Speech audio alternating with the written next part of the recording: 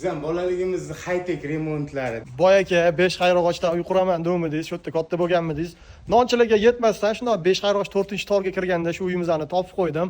15 ga 30 tor, bu yerda 1 sotiq joyimiz 40 ming 45 ming atrofida ekan. Siz uchun savdalashib 1 sotig'ini 36 mingdan gaplashib qo'ydim. 5 u 1 sotuv ekan.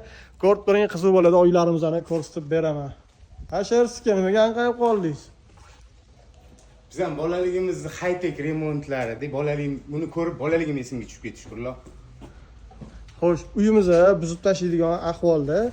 Oldingi o'zimizning yoshligimiz o'tgan, ochiq ayvonli uylari bor ekan. Etagida ham sekingina uy tushgan. Oka, bunaqa narxga olib turib, o'zingiz ideyangizdagidek qilib, hozirgi bolalarning orzusiga qilib, mana bunaqa yangi high-tech uyga bitta sovorishga nima deysiz, aka? Zo'r variantmi? 36 mingdan bo'lganda, xo'sh.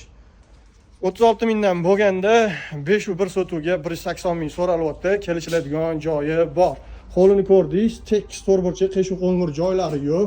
Ko'chalarni ham bitta ko'rsatadigan bo'lsa ham fasadi mana 15 metr, idealniy razmer qurishga asfaltla qilingan, gaz, svet, suv, kanalizatsiya bor. Mana aka 5 qayrog'och shunday ko'chasidan 2 metr kirdingiz, uyga yetib kelasiz.